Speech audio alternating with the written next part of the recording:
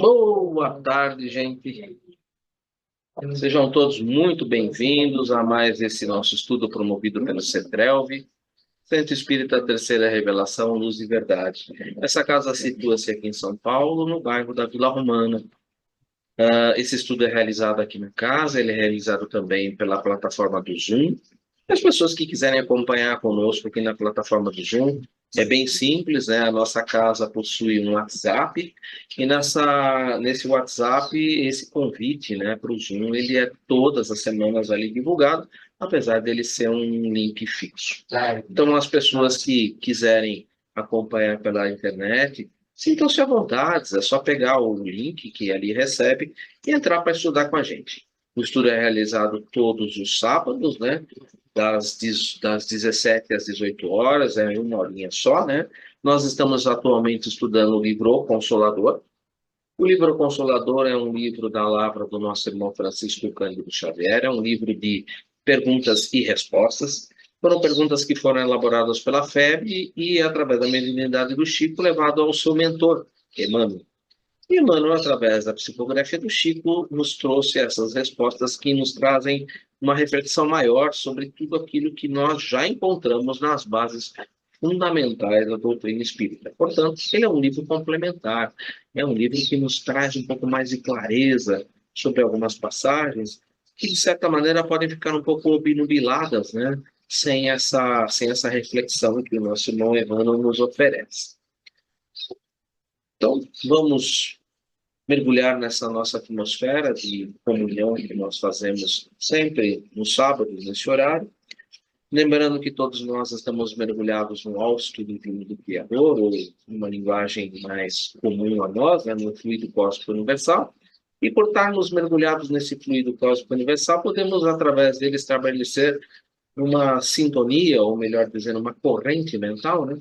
Corrente mental em que nós agora nos procuramos colocar junto com os nossos guias, com os nossos mentores, com o mentor desse trabalho, com todos os espíritos amigos e simpáticos que nos acompanham nesse estudo e que interagem conosco, né, na nossa corrente de pensamento, para que a gente possa refletir e assim um ajudar o outro, né? No final de contas, Deus ajuda a criatura através da criatura. Agradecidos, então, a toda essa equipe espiritual, aos irmãos que nos assistem e nos amparam, vamos dar por iniciados os estudos da tarde de hoje do livro Consolador, à luz da doutrina espírita, com a prece que o próprio Mestre Jesus nos ensinou. Pai nosso que estais nos céus, santificado seja o vosso nome. Venha a nós o vosso reino, seja feita a vossa vontade, assim na terra como no céu. O pão nosso de cada dia nos dai hoje. Perdoe as nossas dívidas, assim como nós perdoamos os nossos devedores. E não nos introduzas na tentação, mas livra-nos de todo mal, que assim seja, graças a Deus, graças a Jesus. Como eu disse, nós estamos estudando o livro Consolador, à luz da doutrina espírita. Nós entramos numa área do livro que é muito legal, porque agora nós vamos começar a estudar as revelações. E a primeira de todas, né, o Velho Testamento. O item é o 3.1, revelação, né, o Velho Testamento.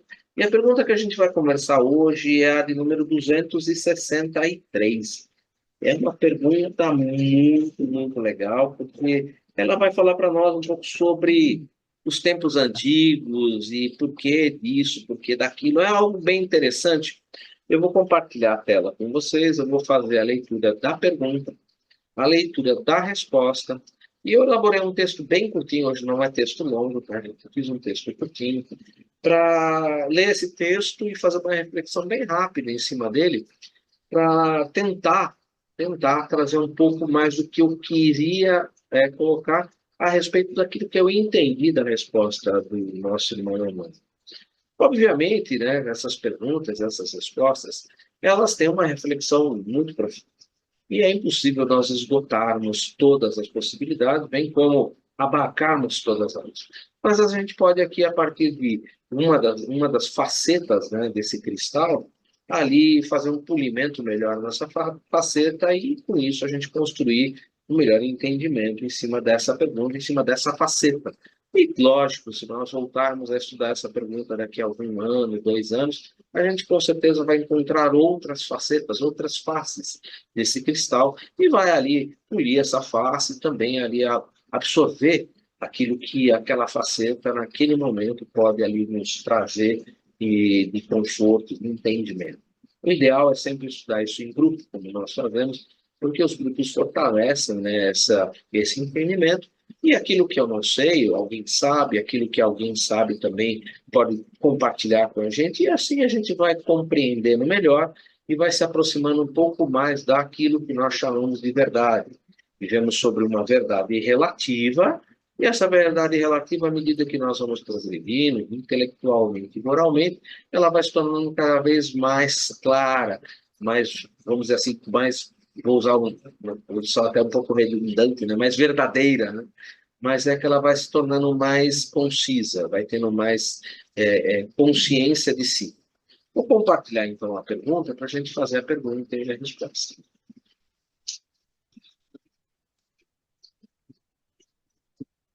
A pergunta é a 263. Olha que pergunta bem interessante, né?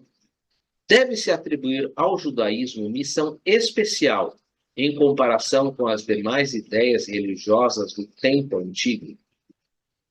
Deve-se atribuir ao judaísmo missão especial em comparação com as demais ideias religiosas do tempo antigo?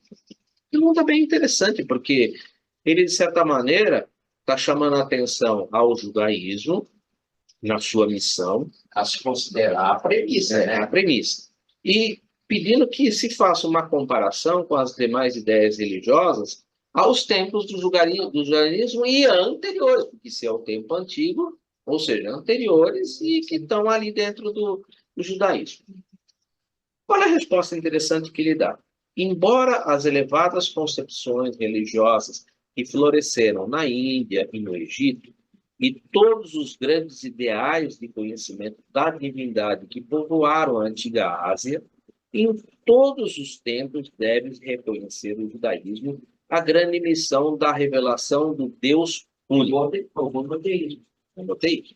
Bom, então, ele tratou aqui de Índia, tratou de Egito, tratou da Ásia, tratou da Índia, tratou de uma série de pontos esses que eu vou fazer uma reflexão um pouquinho mais abrangente, por isso que eu falei que eu escrevi alguma coisa.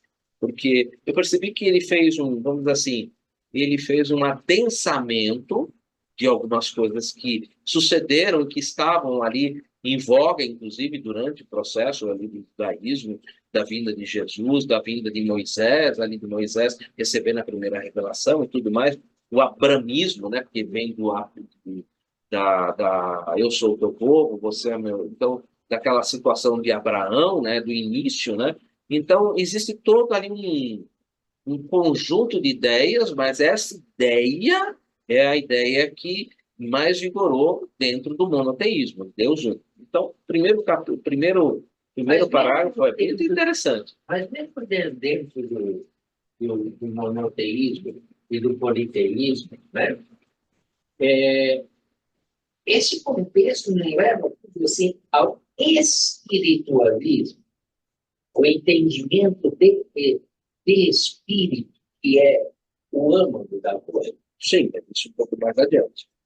Inicialmente era a crença do Deus único para poder você tirar o politeísmo, né, e a idolatria. Então essa foi a primeira revelação, ela tinha a força da destruição do politeísmo e da idolatria.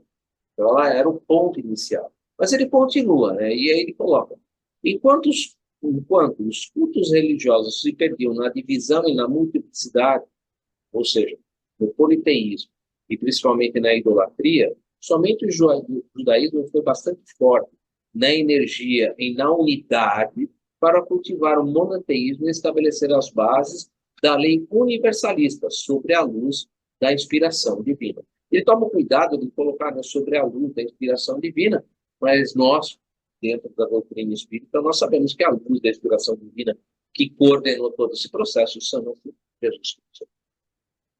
Por esse motivo, não obstante os compromissos nos débitos penosos que parecem perpetuar os seus sofrimentos através das gerações e das pátrias humanas no doloroso curso dos séculos. O povo de Israel, que simboliza a humanidade, deve merecer o respeito e o amor de todas as comunidades da Terra, porque somente ele foi bastante grande e unido para guardar a ideia verdadeira de Deus através dos martírios da escravidão e do deserto. Tudo bem, ele vivenciou 40 anos no deserto, existe aí toda uma história, existe toda uma cultura. Eu acho isso muito interessante, porque tudo isso, de certa maneira, foi um processo e levou um tempo, porque, imagina, né, eu vou fazer só antes de ler o que eu escrevi, esse último parágrafo. Imagina ali, Moisés tirou o povo da escravidão do Egito, deixou ali no pé do Monte Sinai e falou para eles: espera um pouquinho que eu vou subir e vou pegar as tábuas da lei. E ele sobe e fica 40 dias lá em cima. Quando ele desce, o que ele encontra? Idolatria e politeísmo. Ou seja, ele precisou agir com uma certa energia, né? Algumas certas condições ali que eram necessárias para aquele momento, para aquela situação. E aquele conglomerado, ele precisou vivenciar muito esse período ali no deserto, né? Ele coloca, caminhando pelo deserto por 40 anos, ficar andando em círculo. Para quê? Para que aquela ideia antiga pudesse ser estrivada, para que uma nova geração viesse. Né? É que a fé é um tempo de maturação. E outra, aquilo que estava enraizada no cérebro, ele precisava simplesmente agora, numa nova semeadura, ou seja, nas crianças que iam nascendo, você já ir semeando ideias novas, semeando, cultivando a ideia do Deus único, cultivando a ideia de adorar somente a Deus, adorar a Deus sobre todas as coisas, adorar ao próximo como a si mesmo.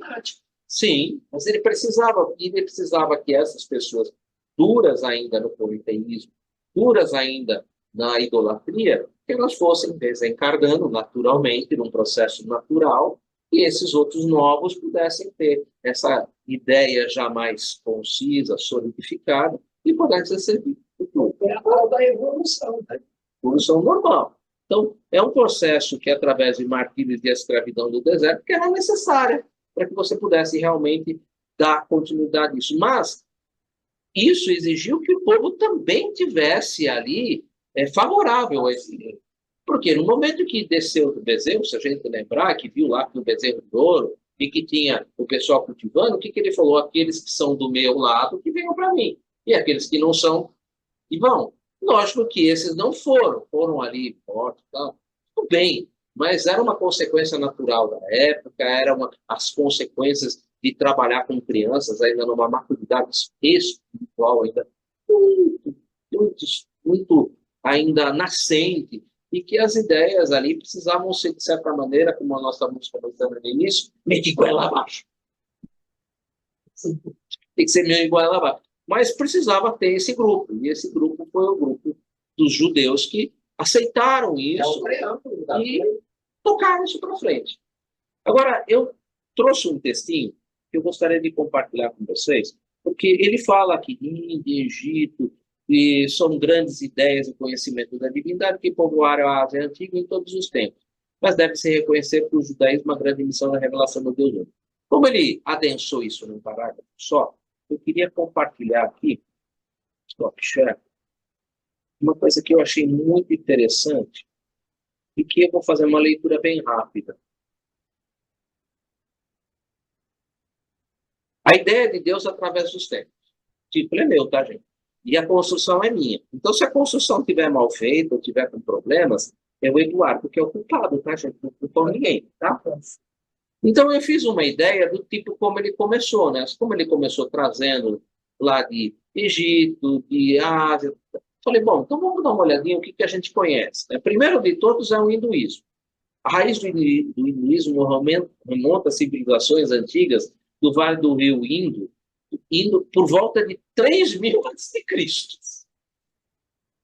Característica principal é uma religião complexa e diversa, com deuses múltiplos, filosofias profundas e uma variedade de práticas espirituais. Em vez de concentrar em uma única definição de Deus, o hinduísmo se concentra em busca pela iluminação. O objetivo final da vida hindu é alcançar o tal do moksha, a libertação do ciclo de nascimentos e renascimentos. Só a ideia da reencarnação há 3.000 anos antes de Cristo. Se você trouxer para as nossas ideias, existe muita semelhança. Sim, mas tá. De acordo com as mentalidades, de acordo com o estado evolutivo, de acordo com o que a gente estava brincando, padrões de consciência daquela grupo, foi ali enviado quem? Um dos ministros do Cristo que fez a sementinha do que era possível dentro do padrão de consciência, dentro do grupo de pessoas que ali se encontravam. Busca pela iluminação. Olha que interessante, né? O objetivo final da vida hindu é alcançar a tal libertação do ciclo do nascimento e renascimento, a devoção. A prática da devoção a uma divindade específica, em forma comum de se conectar com o divino. Quer dizer, não dava ainda para fazer uma direta com você e Deus. Põe alguém no caminho. Põe alguém no caminho, já que você não consegue ainda. Quem sabe esse daqui que é mais chão-chão com você aí, que é mais exemplo, usa esse cara. Faz a ponte. Faz a ponte. A realização do tal do Dharma. O Dharma é o dever moral de cada indivíduo. Parece coisa de espiritismo, né? E sua prática é considerada um caminho para a realização espiritual. Parece coisa de espiritismo. Mas era o que dava para ser na época. O tal do Dharma era esse dever moral. Se você considerar 3.000 anos antes de Nossa, coisa muito evoluída. Muito evoluída, mas preparada para esse grupo. Esse grupo estava pronto, então vamos mandar lá um ministro e vamos começar a cultivar esse povo. Outro, eu falei, eu ia fazer um negócio rápido, né? Zoroastro a gente fala muito, né? Foi um profeta persa que viveu por volta do século VIII, sétimo, antes de Cristo, 700 anos antes de Cristo, tá? É considerado fundador do zoroastrismo, uma das religiões mais antigas do mundo. Olha que interessante do zoroastrismo. O zoroastrismo é conhecido por ser uma das primeiras religiões monoteístas da história. Ou seja, uma religião que acredita em um único Deus. No entanto, é importante ressaltar que o monoteísmo zoroastrista é um pouco diferente do monoteísmo abraâmico, que é o que dá o nascimento do judaísmo. Isso que eu falei, o judaísmo, o cristianismo e o islamismo. Abraâmico. Abraâmico. O iniciamento do judaísmo. Isso, com Abraão que nasce o judaísmo, praticamente. Cristianismo e islamismo. Moisés é uma continuidade. Exatamente. Os ensinamentos de Zoroastro tiveram um impacto significativo na história. Suas ideias sobre o bem e o mal, olha, o livre-arbítrio e o julgamento final influenciaram outras religiões como o judaísmo e o cristianismo. O zoroastrismo foi a religião oficial do Império Aquemênida, um dos maiores impérios da antiguidade. Próximo. Buda! Vamos falar um pouco de Buda. Afinal de contas, esse daí era um que foi considerado um dos ministros do Cristo. Né? Exatamente. Buda não é um nome próprio, mas o título que significa o desperto, o iluminado. Desperto. Iluminado. Tudo bem em função da iluminação. Pegou, exatamente. O homem que se tornou Buda era originalmente chamado de Siddhartha Gautama. Ele nasceu por volta do século VI a.C. Está vendo que eu vejo 3.000 anos, 700 anos, 600 anos? Eu estou fazendo um caminhar. Aquilo que o Emmanuel colocou ali, eu só estou dando uma destrinchada, tá, gente? Estou fazendo que nem o frango no sábado, estou dando uma destrinchada, né? O homem que chama Siddhartha Gautama, ele nasceu por volta de 6 a.C. em Lumbini, no Nepal, e era um príncipe de uma pequena tribo. Eu não vou entrar aí por que ele deixou isso, tá? Depois vocês procuram a história, tá? E aí eu vou pegar o que eu preciso. O budismo se espalhou por toda a Ásia e se tornou uma das maiores religiões do mundo. Existem diversas escolas e tradições budistas, cada uma com suas próprias interpretações práticas. Os ensinamentos de Buda continuam a inspirar milhões de pessoas em busca da paz interior e compreensão da natureza da realidade. Aí você só traz a Mitra 1, Só. né? Que é Mitra. Exato. Tá igual. Tem a Mitra 2 e 3, que Eu falei, deixa que cada um vai. Buda não negou a existência de divindades, mas não as considerou essenciais para a prática do budismo. Simplesmente assim. Ele não negou que não existia Deus. Mas para que você vai se preocupar com isso se você precisa primeiro se preocupar em amar ao próximo como a si mesmo? Sim. Aí eu pergunto para você, falei, e esse cara estava pensando tudo, né? Isso mesmo. Tanto com Deus, se você não é capaz de nem amar o próximo como a si mesmo. Está brigando por isso hoje, não está? É por isso que eu coloquei azul. O foco do budismo está na experiência pessoal e na busca pela iluminação através da prática meditativa. Óbvio, meditar é um passo muito importante, mas colocar em prática as coisas também é muito importante. Então, aqui é uma junção de coisas. Aqui é um degrau acho que eu achei muito importante, né? E a ideia de Buda em não pensar em Deus, porque olha, é tão difícil você se dar com as pessoas que você está pensando em Deus. Vamos primeiro tentar assim. E o que nós chamamos de desdobramento hoje, dentro do kardecismo, é a prática meditativa. É a prática meditativa dentro do budismo. Principalmente na Mitra 2, que é Nichiren Daionin, que foi o segundo, que aí já foi no Japão. Sim, eu não quis colocar, porque falei, vai ficar um texto enorme, né? A ausência de um Deus pessoal no budismo não significa que seja uma religião ateísta. Não estou falando que eles são ateus, de maneira nenhuma. Mas sim que possui uma concepção diferente de divindade. Só isso. Tá? Eu quis me focar aquilo que ele focou aqui, para que aquelas pessoas que quiserem ir mais a fundo, conhecer, nossa, a internet é povoada de coisas.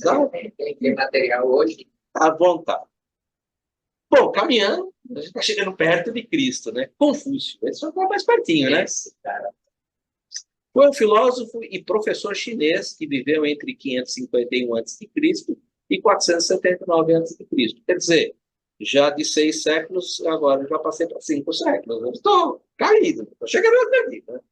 Seus ensinamentos moldaram profundamente a cultura chinesa e influiu, né, e na sua influência, né, que é importante, né?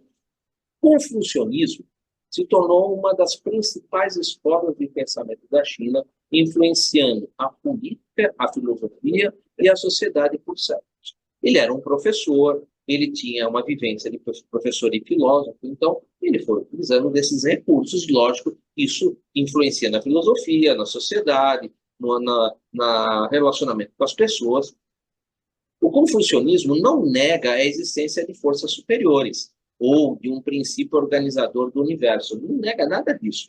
No entanto, ele não se concentra em uma divindade pessoal e não exige a crença em um Deus como uma condição para a prática da sua filosofia. É quase que dizer assim, como a gente diz lá no capítulo 15, fora da caridade não há salvação.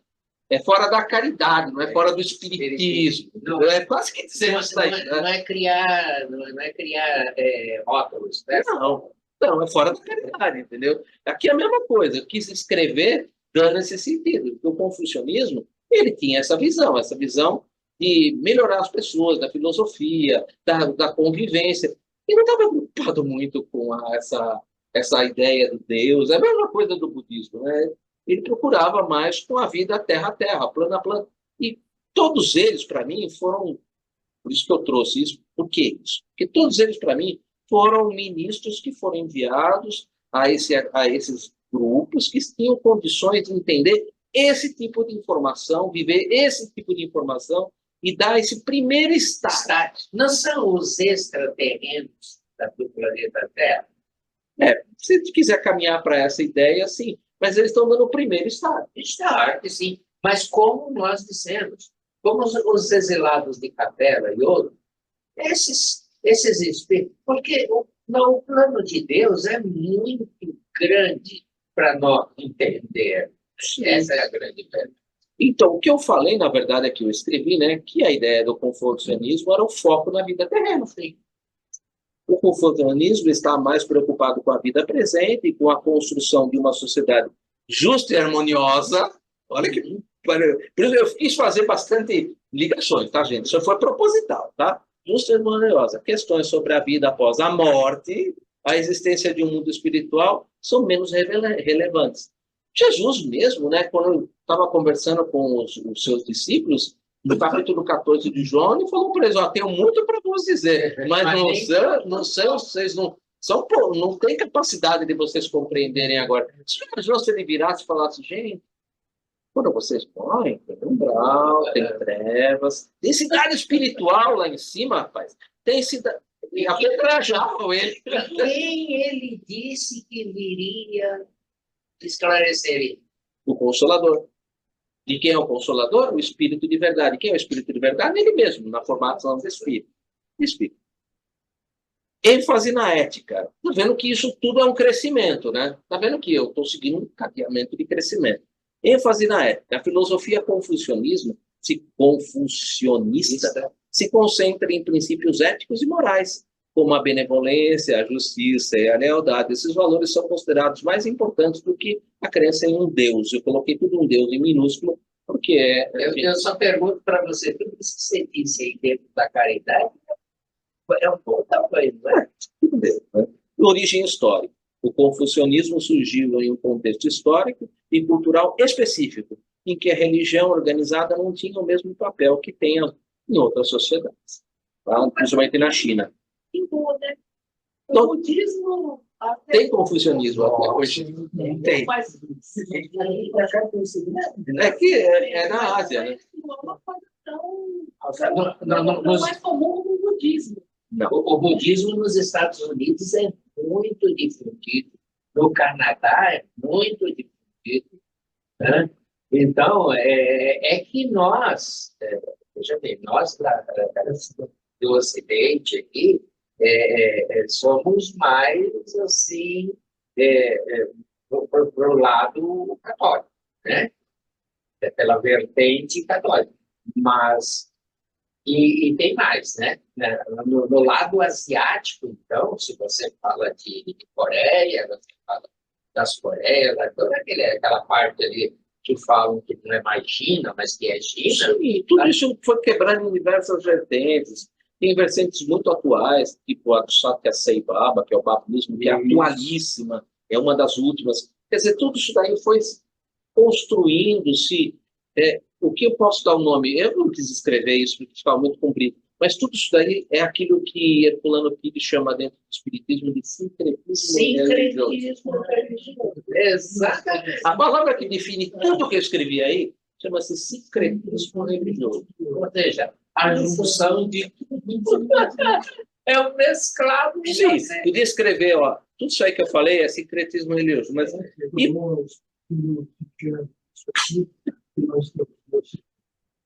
a religião católica é secreto.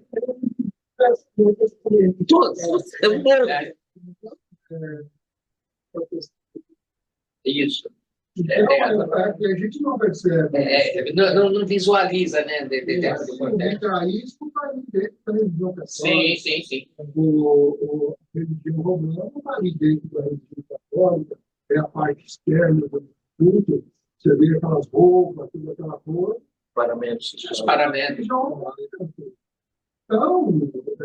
a gente não para olhar isso, mas se a gente for estudar, a gente vai ver. Outro dia eu assisti um documentário e o cara falou assim: agora vocês vão ver uma coisa que sempre se falou, mas nunca foi comprovado. Ele desceu no subterrâneo do Vaticano, embaixo do altar de Pedro, tem lá um cubículo gradeado, que desce essas escadas, e lá era a antiga igreja. E dentro da igreja, você encontra uma estátua. Tá bom. Ó, só para concluir o que eu escrevi, que como eu falei que era curtinho, o judaísmo e Deus, afinal de contas, é o monoteísmo. Uma relação única e profunda. Não dá para ser, né? Porque foi realmente uma relação construída naqueles 40 anos de peregrinação pelo deserto, naquele trabalho todo de Moisés, ali na tenda, junto com todos os outros que eram médicos e recebiam as informações e a construção da fé, como você disse. O judaísmo possui uma relação singular com a divindade, estabelecendo uma das primeiras religiões monoteístas do mundo. A crença em um único Deus, criador de todas as coisas, é fundamental para a identidade judaica. Fundamental, é o fundamento. Principais aspectos da relação entre o judaísmo e Deus. E aquilo que ele nos apresentou. Monoteísmo é a principal coisa. Os judeus acreditam em um único Deus, onipotente, onisciente, onipresente. Esse Deus é criador do universo e de toda a vida. Bom, isso foi o ponto Todas inicial. Todas as coisas. Aliança. Aí eu mim, né? A relação entre Deus e o povo judeu é vista como uma aliança especial estabelecida através de Abraão e reafirmada ao longo da história. Essa aliança impõe obrigações tanto a Deus quanto ao povo judeu. A Torá, né, que é a lei, né? A Torá quer dizer a lei, né? Os 5 primeiros livros da Bíblia, é considerada a palavra de Deus revelada ao povo judeu através de Moisés. Vamos dizer assim que a gente aceita isso, mas a gente sabe que tem ali um trabalho, tá? Ela contém os mandamentos divinos e as leis que regem a vida judaica e, logicamente, a nossa vida, tá? Dentro das especificidades da lei aplicada ao momento de Moisés recebendo no Monte Sinai e até o dia de hoje. A gente continua ainda desobedecendo as leis do mesmo jeito, não matarás, não roubarás, a gente ainda mata a formiga e a gente ainda rouba o clipe nos trabalhos, então a gente continua matando e a gente continua continua do mesmo jeito. Continua do mesmo jeito, entendeu? Então, a gente ainda continua. E o profetismo. Os profetas judeus desempenharam um papel crucial na história do judaísmo, transmitindo a mensagem divina e convocando o povo à justiça e à fé. Por que eu coloquei o profetismo? Porque o profetismo, ele é muito mais importante. Tão importante porque ele fez toda a preparação. Pega assim, Moisés, o que fez Moisés? Ele estabeleceu o monoteísmo, ele estabeleceu as leis e ele estabeleceu a rigoroso cumprimento das leis. Aí vem os profetas, e os profetas o que fazem? Semeiam que vem um outro que vai dar um andamento nessa lei, que vai fazer com que essa lei tenha um pouco mais abrangente, seja um pouco mais, tenha um pouco mais de abrangência, abra um pouco mais de entendimento. Porque os profetas tiveram uma ação fundamental em tudo isso. Vem Jesus, traz a segunda revelação, na verdade, ele traz a primeira revelação, apenas ele faz as pequenas correções nos âmbitos de que se falava, mas não se fazia. Ou seja, os fariseus, eles ensinavam, mas não viviam. Isso é um problema, né? Porque você deve ensinar o que você sabe, mas principalmente viver o que você ensina, né? E perguntar o que você não sabe. Por isso que Moisés tinha a tenda, porque ele ensinava o que ele aprendia, ele vivia o que ele ensinava, e quando ele não sabia na tenda, ele perguntava. E aí eu queria fechar passando para a seguinte reflexão. O que aconteceu com a terceira revelação? A terceira revelação não é o cristianismo revivido, nós falamos o cristianismo revivido. O que aconteceu? Kardec, ele tinha toda a instrução, ele estudou aquilo, ele viveu aquilo, e tiveram outros que estavam até mais capacitados. Sim, mas ele viveu aquilo. Ele viveu. Ele pegou, ele estudou e ele viveu aquilo. E o que ele fez? Por isso que a gente tem no Evangelho segundo o Espiritismo, a gente tem uma coisa chamada instruções dos Espíritos. Tudo que ele não sabia, ele perguntava. Tanto que ele tinha 15 minutos por semana para falar com o Espírito. O que fez Moisés? Da tenda? Entendeu? Então é todo um processo que vai se encadeando, vai construindo. Tá, gente? Olha, o que eu queria trazer meu aqui, né? Aí termina com a vida cotidiana e falando as características da religião judaica, o Deus transcendente e Deus imutável, o Deus justo e misericordioso e o Deus próximo. Né? A importância dessa relação, a identidade, a moralidade e a esperança. Em resumo, a crença em um Deus único, a aliança divina e a Torá são os pilares dessa relação que continua inspirada e guiar o povo judeu até os dias de hoje.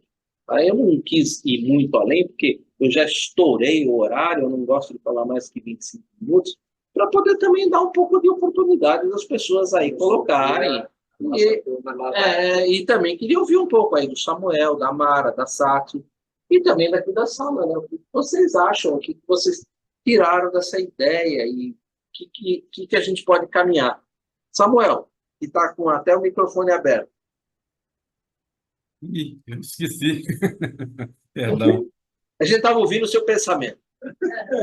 Não, mas o que eu tinha notado nisso aí é a aliança que o povo judeu tinha com Deus, né? E foi dito por você aí. Então, essa é a base de todo aonde o cristianismo ia ser entrando, né? Seria a missão do cristianismo. No meu entendimento, é isso, é porque tinha uma aliança, a crença nessa entre Deus e o povo ali, né? Então, eles trabalham na Torá e os 5 livros das leis ali. É o que foi mencionado por você. Está bem. Eu também não estudei muito, não. Eu cheguei lá do ginásio agora e eu tive que vir aqui correndo. Eu tinha estudado essa passada. Vamos ver a turma aí, ó. Rose. Essa parte aí eu tô fora.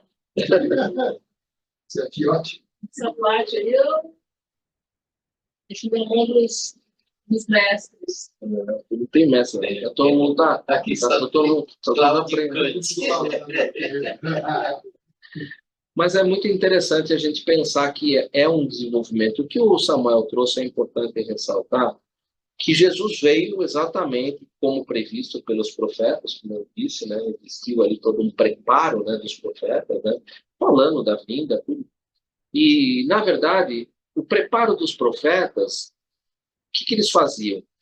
Os profetas, eles traziam para aquele conjunto, aquele grupo, aquele agrupamento, que tinha ainda um conhecimento ético, moral e principalmente intelectual limitado. Então, eles não tinham uma visão muito para frente. As consequências eram ali muito medidas no momento, da situação, do momento, sem uma reflexão mais do que viria mais para frente. Então, a ideia dos profetas, principalmente a gente vê profecia sempre ligado a uma visão do futuro, ela vem nesse sentido de que aquele povo ali, uma característica natural deles, né, ainda intelectual e moral e até mesmo ético ainda um pouco limitado, eles não tinham uma visão do que aquilo que eles estavam fazendo queria resultar.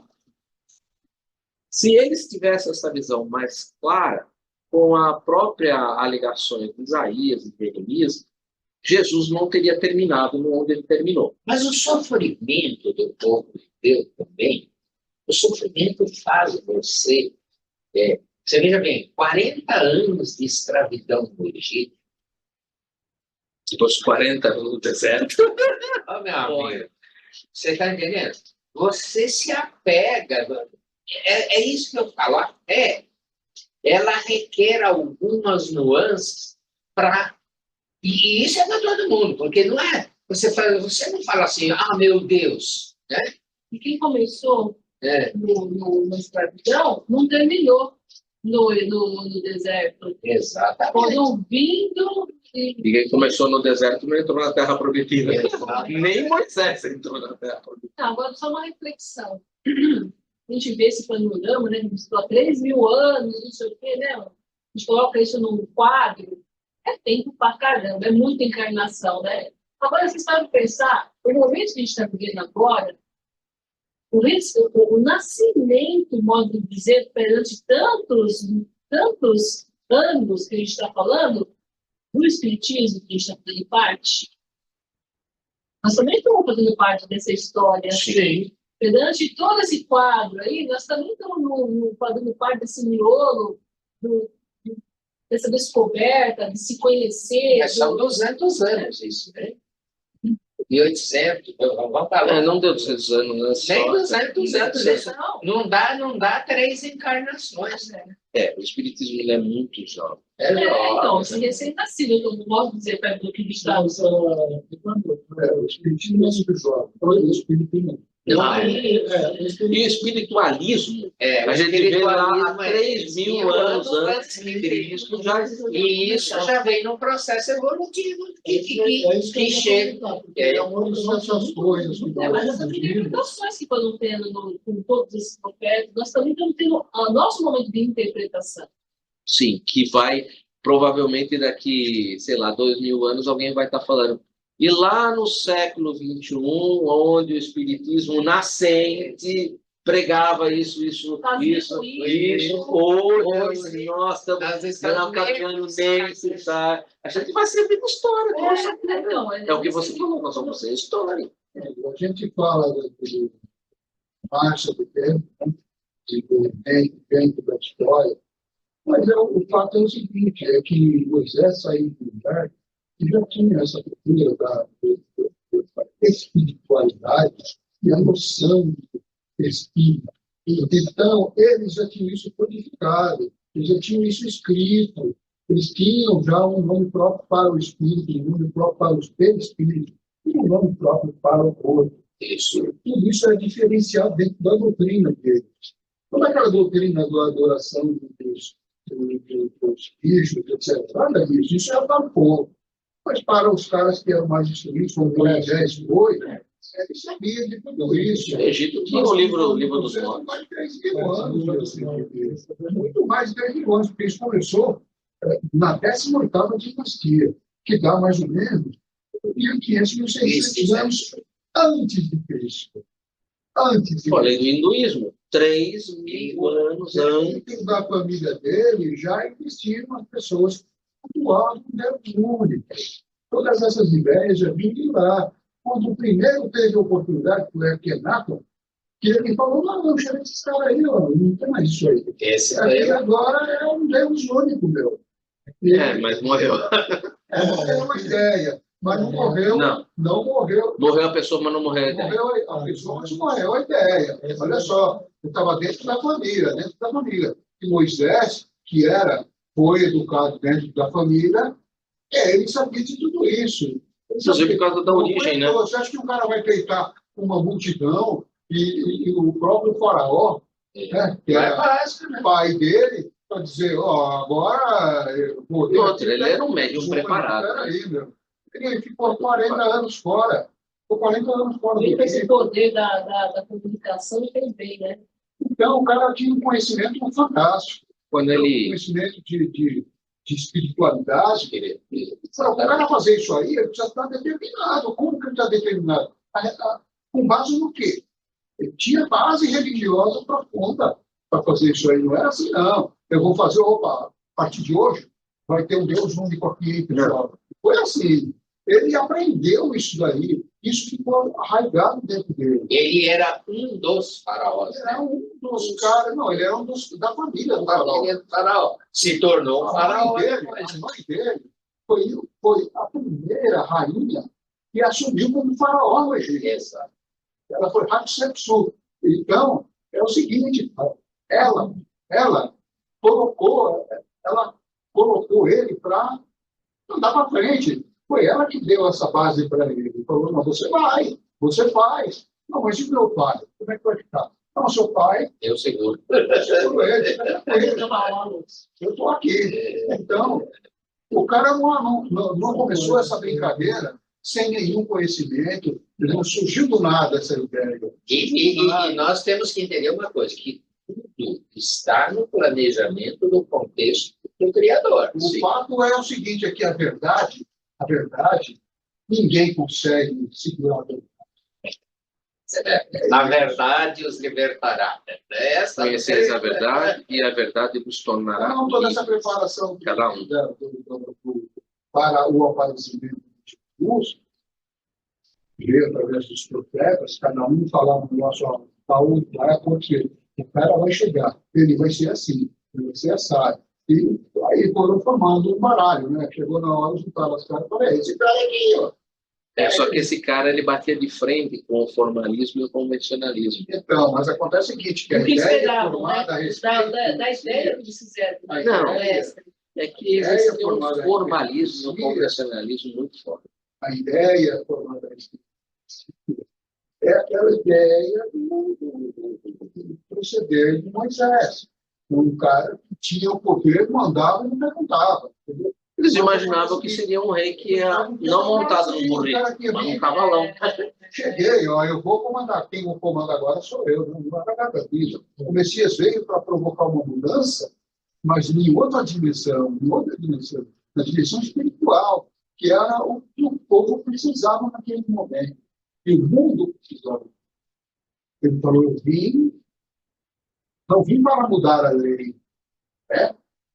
Eu vim Para dar o seu entendimento. Dar o entendimento. dar o entendimento, novo entendimento. O novo, na verdade, é a visão correta ou eu não sei se a gente chamaria de novo entendimento, mas sim, para assim, olha, nova visão. é nova visão, é isso aí. Na verdade, a gente está falando de hoje, mas nós somos os de ontem. O de ontem, Nós Nos estávamos lá. lapidando, nos lapidando, nos lapidando. E... Vamos ver o que o Samuel nos diz. Samuel, por favor.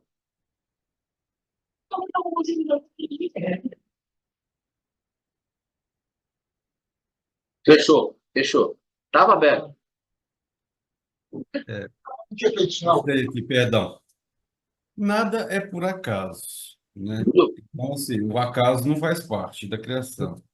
Eu entendo assim que os dois primeiros parágrafos, o Emmanuel que responde colocando que o judaísmo é monoteísta e tinha todas as qualidades para que o cristianismo fosse imperado aqui. Ele coloca, dá a explicação nos dois primeiros parágrafos. O terceiro parágrafo, ele tem algumas palavras aqui, chave, nós temos que prestar atenção.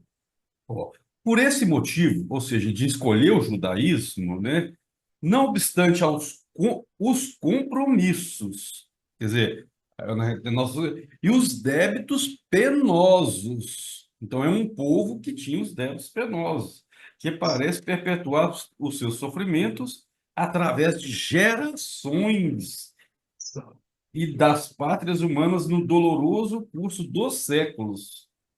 O povo de Israel deve merecer o respeito e o amor de todas as comunidades da terra, porque somente ele, o povo de Israel, foi bastante grande e unido para guardar a ideia verdadeira de Deus, Pois não. através dos martírios da escravidão e do deserto. Então, eu acho assim que o Emmanuel aqui, ele coloca que o povo de Israel é o povo que estava preparado ou tinha a missão de fazer com que progredisse o cristianismo, o Cristo aqui, as verdades colocadas por Deus, por Jesus aqui na Terra. Então, assim, os profetas tiveram todo um preparo até chegar a ideia do Jesus. Dos profetas vieram antes e tal. O João foi o último dos profetas e trazendo o ensinamento que Jesus teria para fechar com chave de ouro. Esse foi o que eu entendi, compreendi da resposta de Emmanuel. É só para colocar mais lenha na fogueira aí, para vocês começarem a debater. Não, mas é isso mesmo. Agora é o seguinte, temporalidade. Não tem um tempo definido para nós, tem um tempo definido para Deus. Ele falou, o negócio tem que começar. Onde tem que começar? Onde tem melhores condições. Então, foi plantado ali. Agora, Moisés fez o trabalho dele? Fez muito bem. Muito bem. Não é qualquer cara que faz um trabalho desse. Você vai falar, você vai viver, você vai fazer isso, você vai fazer aquilo. Como ele chegou lá? O cara jamais aceitaria se ele soubesse o que vinha pela frente. Mas ele calou, ele foi fazer. Agora, é o seguinte, o resultado do trabalho dele está aqui, ó. Está aqui. São mais de 3.000 anos, meu amigo. É tempo pra caramba. Tempo pra caramba.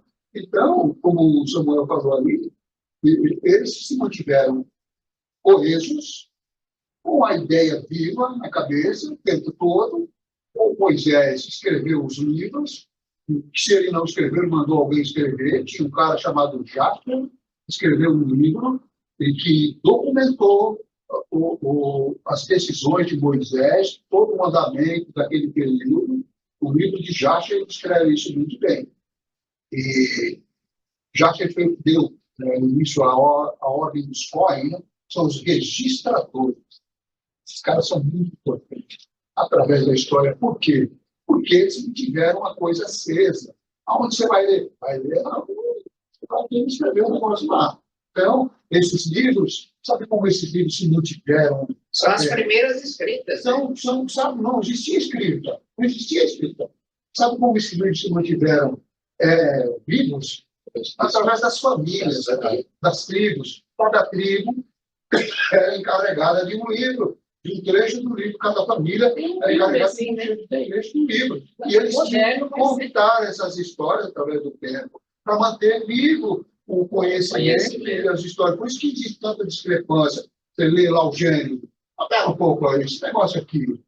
Como foi feito? Aí os caras contavam a história do jeito que eles ouviram contar para ele.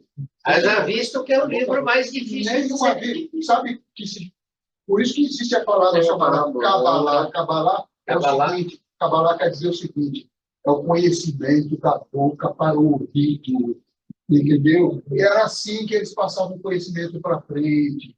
O tempo todo eles fizeram isso.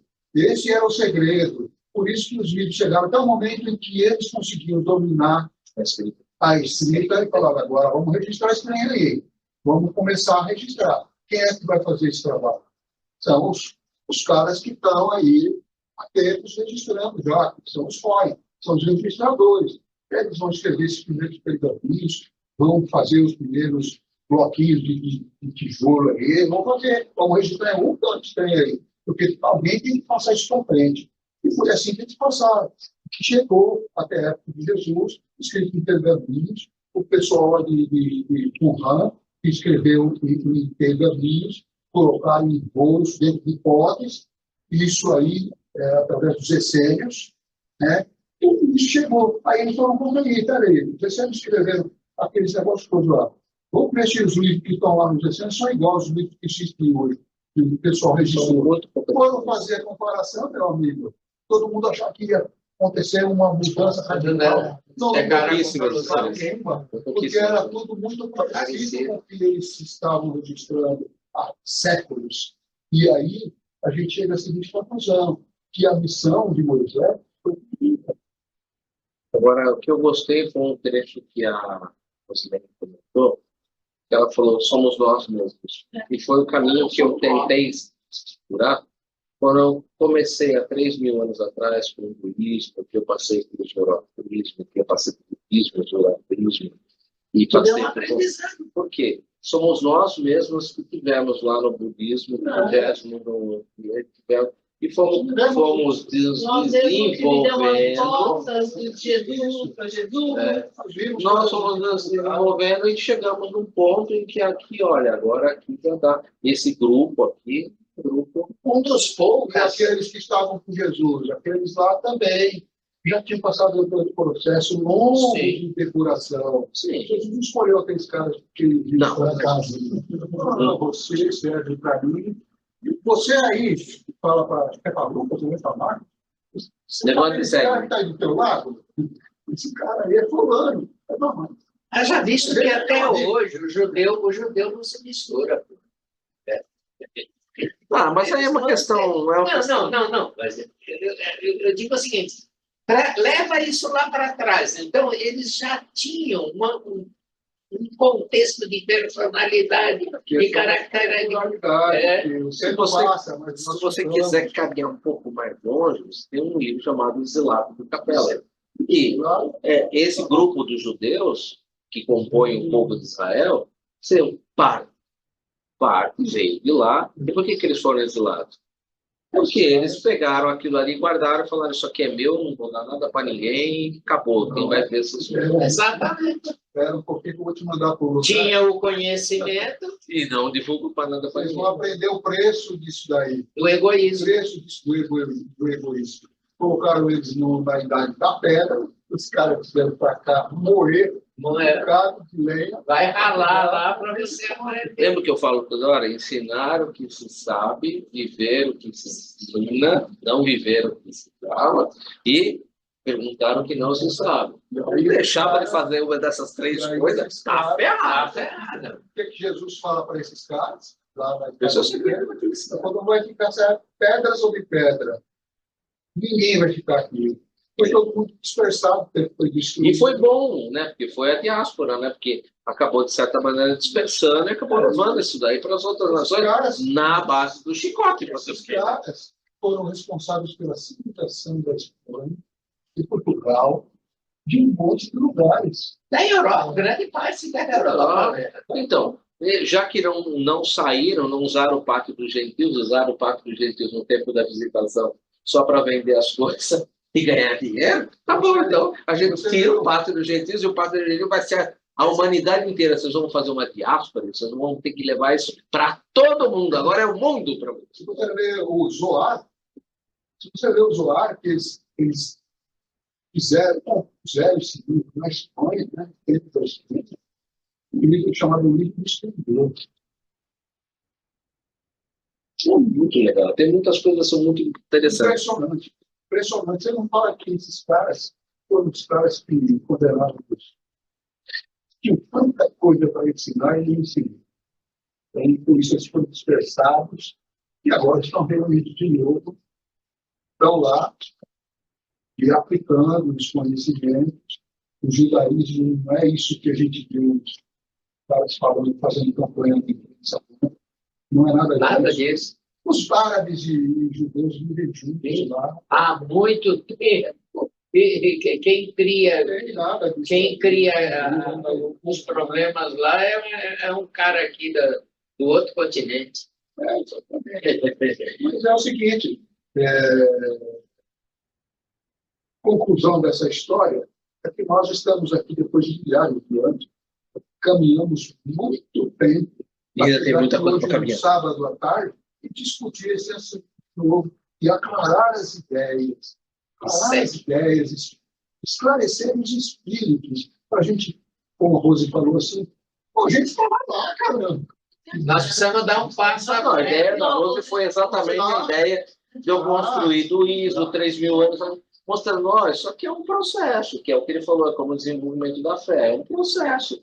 É um processo que leva muito tempo, mas graças a um grupo, que eram os judeus, eles mantiveram a coesão, mantiveram a retidão daquilo, para que a gente pudesse ter a coesão e a retidão. E hoje estamos aqui Conversando. E também, como eu falei, daqui 2.000 anos, falar assim, no nascimento da doutrina, da terceira revelação, se falava tal coisa. Não, e olha que interessante.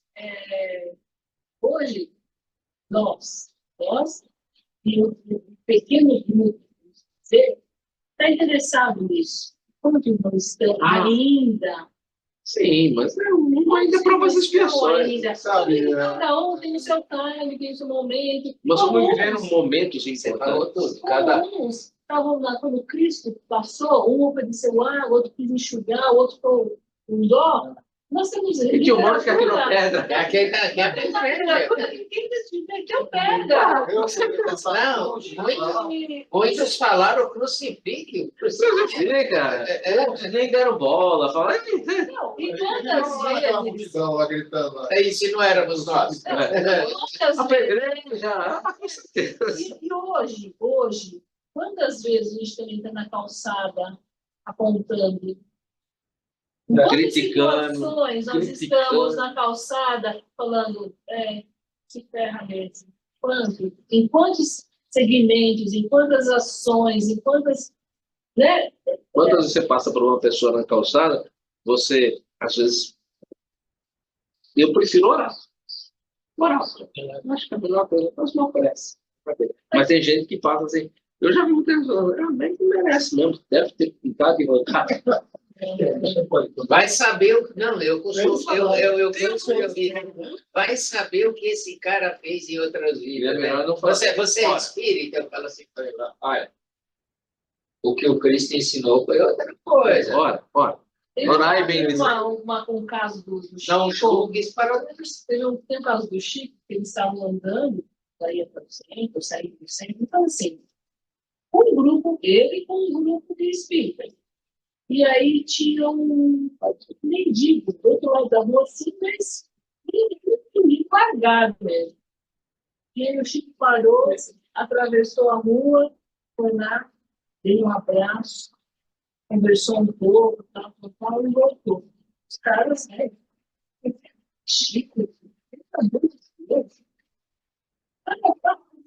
mendigo, e bebedeiro, você vai abraçar o cara. Tem, né? Tem que ter piedade, mas você Você não sabe. ele falou assim, me chamou a atenção, você ia até lá, foi para todo mundo. Ele falou assim, não, me chamou a atenção, foi o tamanho da luz dele, Ele radiava. da luz que ele A gente não sabe que radiava. está ali, a gente não sabe. A gente fica passando por Né? uma prova. O cara Às vezes até pediu, né, para poder dominar um pouco do orgulho. Assim, pediu para servir vendendo para os demais que, né, tipo, desse... Nem precisava, mas Não, estava gente, é assistindo uma The Shows coisa essa assim, semana e o episódio me chamou muita atenção. É aquela hora que o Pedro e o virada para eles conseguiram pescar algum peixe e não conseguiram nada. Pegaram na praia embrulhado, né? E Jesus estava lá na praia, pegando o pessoal e encostou o barco, eles encostaram o barco ali, e Jesus virou para eles e falou assim, posso subir no barco para falar com eles, para eles poderem me ver? E nem todo mundo está conseguindo me ver. Aí ele falou, né? Já que tá, deixa, né? Deixa ele subir aí, deixa ele subir aí. Aí depois que terminou a pré-eleição, tal, todo mundo começou a se retirar, Jesus disse, e aí, vamos pescar um pouco agora? E aí eles falaram, vai ficar uma noite toda pescando, não pescamos nada, cara, você vai querer pescar o quê aqui? Ele falou, dá para jogar a rede? Só um pouquinho. Aí, quase afundou o barco. aí Pedro virou e falou assim, ó, não custa nada, nós fizemos a noite toda, não deu certo. Quem sabe dar certo? Vamos jogar. A fé, a bendita fé, ó. Ó, da onde vem a fé? Aí, pegou, pegaram e jogaram. Os caras jogam e falam, agora puxa. Aí puxaram. Quase afundou o barco. Não, um só puxou, né? Não conseguia puxar. Aí um olhou para o outro, vamos todo mundo ajudar aqui, meu filho não puxa assim. Fechou dois barcos. Vai virar o barco. Aí os caras vieram, ajudaram, encheu o barco até a boca. com uma generosidade, né? Tipo, se vocês emprestaram o barco, eu também vou ser gentil com vocês. E não vai ser em vão, né? Não vai ser em vão Então, essa ajuda, né? Mateus, que estava ali, sabia por que os caras estavam desesperados. Eles tinham que pagar o almoço para o cara lá, senão o cara ia tomar o barco deles. Eles vão morrer de fome. Aí, Mateus ficou lá na praia sentado. Ele era o único que não estava no barco. Estava sentado na praia. Mateus era um cara que lá conseguia raciocinar. E ele raciocinava, isso não é possível, isso não tem. Os caras estavam esperando já para tomar o barco deles. Os caras estavam esperando ali. É interessante. E aí os caras enchem o barco de peixe. Roberto. E aí os caras enchem de barco de peixe e ele falou assim, bom, e agora, né? Agora chama os caras para encostar o barco aqui, porque não dá, gente. Encheram dois barcos e era justamente o dinheiro que eles precisavam para saldar a dívida. Eles falaram assim, recolhe isso daí, né? Eu acho que agora deu certo, né? Aí eles falaram, Aí teve um outro episódio, Jesus falou assim, olha, faz isso, né? E os caras estavam olhando, mas esse cara, eu não vamos fazer negócio. Ele falou, ó, Pedro virou para eles e falou assim, ó, se ele mandar vocês pularem no buraco, vocês pulam, porque ele sabe o que eles estão faz. Um milagre do vinho lá. Não, mas isso aí foi, isso aí foi antes. Né? Não, eu estou falando, se aquele ali não bastasse, mas Foi a primeira vez que ele fez alguma coisa, porque a mãe dele Mentira. E o que ele falou para a mãe dele? Não é meu tempo ainda. Mulher, não é a minha hora ainda. Não é a hora de fazer isso ainda. Ela falou, mas eu pedi. Pedido de banho. Dizem que uma oração de uma mãe com bastante sucesso. Bom, gente, foi um comentário muito legal. Queria agradecer o pessoal da internet, o Samuel, a Mara, a Saki. Querendo participar, gente, levantar a mão e participar, que nem o Samuel fez, tá? Sempre estamos aqui para isso e a gente está construindo, todo mundo aqui junto. Semana que vem fica um convite para uma pergunta que vai ser uma pergunta complicada. Já vou avisando, tá? Olha, eu vou ler a pergunta para refletir na semana inteira. Por favor, hein? Me ajudar, hein? Como deve ser considerada no Espiritismo a chamada Santíssima Trindade da teologia católica? Se você puder ajudar, seria muito interessante. A resposta de Emmanuel é uma página, praticamente, e tem nota de rodapé, tá? Então, tem muita coisa para a gente conversar. 264. Essa é uma pergunta complexa, tá? E a gente tem que tomar muito cuidado na resposta, porque, como, vou ser honesto, tá? Como fica gravado na internet, a gente pode tratar isso, mas sempre tratar com todo o carinho, todo o respeito que a Igreja Católica merece, por ela ter mantido todos os evangelhos da maneira como nós temos hoje. Mas você sabe que hoje, na própria Igreja Católica, é bastante questionável. Controverso, apesar de ser um dogma, ele é um dogma que hoje, com o Papa Francisco, pode se dialogar. Pode se dialogar. Pode ser dialogado. Mas ainda tem um certo... É dogma, né? É dogma. Mas a gente, volta a dizer, como a gente deixa gravado, vamos tentar a gente manter isso dentro de uma conformidade legal, que a gente possa estudar e que fique uma coisa legal para todo mundo, seja qual for a religião da pessoa que está abraçando o Espiritismo pela primeira vez, se senta ali acolhido, se senta ali bem... Da mesma forma que tudo foi derivado do judaísmo, sim, a Igreja Católica veio trazer. Ela preservou os textos canônicos que nós utilizamos hoje. A Igreja Católica é sincrética e é responsável pela conservação dos textos canônicos. Do formato das religiões. Com Constantino, sem Constantino. Manteve os textos canônicos bonitinho, tá ali. Ela fazia parte das religiões antigas. É isso aí. Dia 25 de dezembro, aniversário de Jesus, o nascimento de Jesus, era comemorado o nascimento de Rita, que é o dia do sol em Rita. É isso aí. Tem muita coisa. Bom, gente, fica então o convite para a semana que vem. Queria agradecer a presença de todos, pedir desculpa do avançado do horário. Nós avançamos aí 8 minutos, né? A gente não costuma fazer isso. E queria agradecer a todos e convidar. Semana que vem, estamos todos aqui novamente, dando continuidade a esses estudos. E muito obrigado. Quem pode fazer para nós uma prece de encerramento, por favor? Por favor.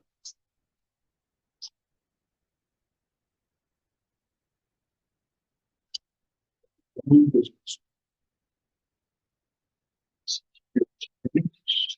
realizações de estudos, fortalecimento, transformação de alguns espíritos que já estão em busca que ela vive de outros conceitos. Caminhamos tanto, chegamos aqui e agora estamos finalmente aprendendo. E finalmente praticando. E possamos, eu prefiro, continuar nesse caminho espiritual muito nos tempos. Hoje e no próximo a presença de nosso Deus, abençoando